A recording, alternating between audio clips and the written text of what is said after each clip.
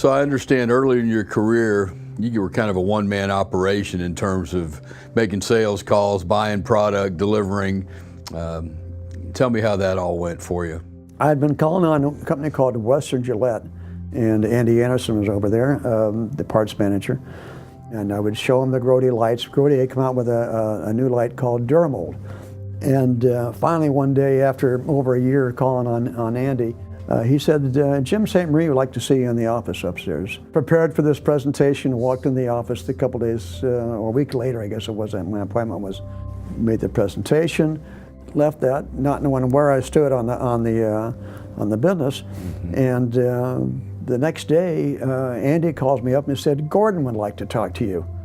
Anyway, so I go over there to Gordon's office, and he had a nice wooden desk, a little wooden desk. And so in this case, I got, it's cold morning, I got this nice plastic light come out of it in my briefcase that had been in the trunk of my car, put it down on the floor and stomped on it, and the thing just shattered. The lens went one way, the snap ring went another way, and the housing just split wide open. And he said, okay, thanks for coming in, Bob, I appreciate it. And I left. I thought, well, I screwed that thing up. Well, I get a phone call from Andy, called back an hour later. He said, I don't know what you did, but Gordon really liked what you did, and you're our new vendor. He said, I got one more thing to have you to take over, or you have to do our cables. I said, what do you mean? What's a cable? Well, it's an 8-foot long, 7-way cable with 2 Berg plugs on the end of it. How are we going to do the cables? And I said, hey, Dennis, think we can make these things up? He said, yeah, why don't you let me do these things? I can take them home at night. I'll take the pickup truck home with 1,000-foot cable. I'll make him watching TV. And, well, Dennis was very aggressive, and so he was making 50 or 60. I was selling 40, and so we had excess. And I go, well, wait a second, if it's a great idea for Western Gillette, maybe it's a good idea for PMT, good idea for Acme Freight Lines, yeah, good idea for Navajo Freight Lines, whatever. And so we started selling them to them. And one day I'm thinking, God, if we could only do a coiled cable, it would last longer. We could charge more for it. We would have no competitors on it. I had become close to a guy at head of purchasing over Alpha Beta Markets, and I had told him what we were trying to do, and he said, I'd like to be one of your first customers. And 2 weeks later, I'm at a die caster, one of our vendors, and I was asking him, or I was in the lobby, and a guy from the phone company was there, to see the same guy I was going to see. I said, hey, you're from the phone company. You make those coiled cables that go on the telephone receivers. Yeah. How do you do that? And he said, what we do is that we extrude the cable around a mandrel like you guys are doing here, but we reverse it. And all of a sudden now we had a product that would not only hold its coil, but it would stretch and go back and stretch and go back and stretch and go back like the telephone cord would. So as time goes on, 1975, I was calling on General Motors in Detroit, and General Motors had a truck called the Bison. If we can get them standardized on our cable, wouldn't that be a great thing to have? Because General Motors was, the king of the hill. A few years before that point, I was working with a rep agency, one of our rep agencies we first hired. And we're crossing a bridge in Oakland, and as we're crossing the bridge, I look down, and I see all these trucks lined up in this yard. So I went down over the bridge, found the entrance in there, and I said, does anybody here make or buy these cables? Yeah, it's Phil Curtis. Phil comes out, and we told him what we did. He said, come on back in. So we go back into this little room. He said, can you make a Y cable? Of course. Sure. Sure. And so he gave me a sample of what he wanted. He said, I can't get it from Berg. They're always back ordering me. It's causing a lot of problem. Well, we took that away from Berg, and so we became the standard supplier of that Y cable. So anyway, we got the sales guys together, and we said, take a look at each one of these. Let's design the perfect plug. And we took that plug to the fleets. The fleets liked it so much, they didn't want Berg any longer, they didn't want Pollock, they didn't want Velvac, they didn't want anybody else's, and they started speccing our products. And from that, the fleet started speccing the Bison truck made from General Motors, and that's where we got involved with talking to them about going into standardizing on our coil electrical cable.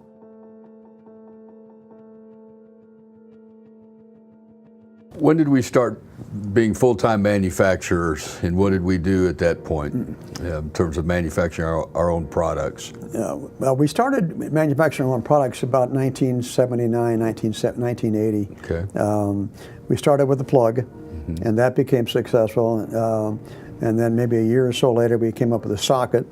I took that socket up to Canada and making sales calls with one of our sales reps in Canada. And he said to me, he said, God, I like your socket. It's got all these things, but why do you have these little bumps on the inside? And I didn't want to tell him because we made a mistake on our design. So I thought about it for a second. I said, simple. We pitch our socket 5 degrees down, and that allows, with those lands, allows the water to go in and back out again. So it automatically drains, so you won't have the corrosion build up on the inside. He said, what a brilliant idea. Good job. That became one of our major selling points, but it was a mistake that we made at covering for it.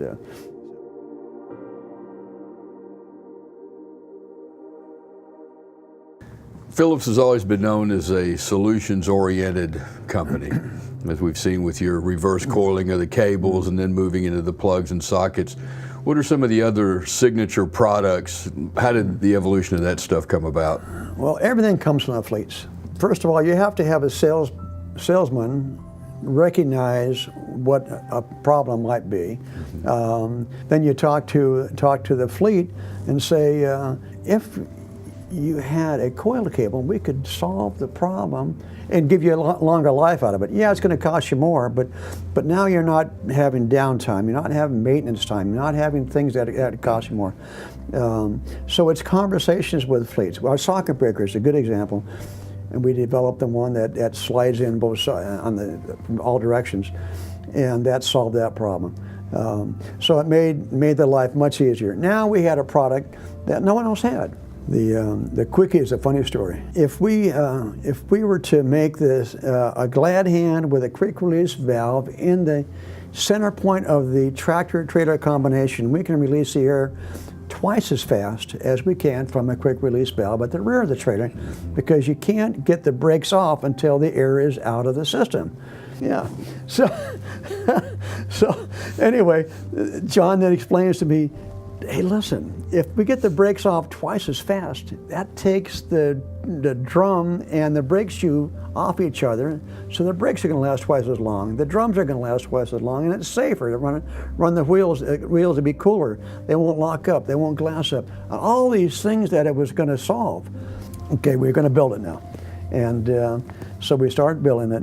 We get the product out, and we like the looks of it. What are we going to name it?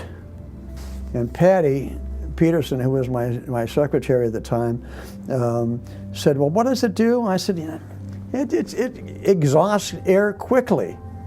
I said, well, why don't you just call it a quickie? And we said, why not? And we did. We called it the quickie.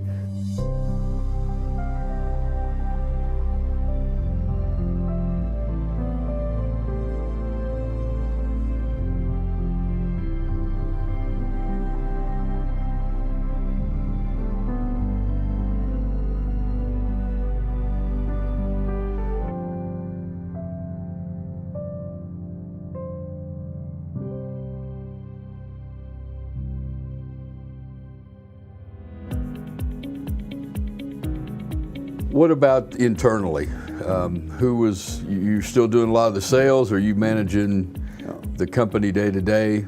We needed to find sales reps to make contact with distribution. The people we liked, they had the same attitude we had, and we developed it and we trained them on it. And they did a great job for us. They did a very good job for us. We need a sales manager, explain what the job was and so on like that. John said, yeah, I got the perfect guy for you. We said, oh, great, who? He said, me. You, me. Oh,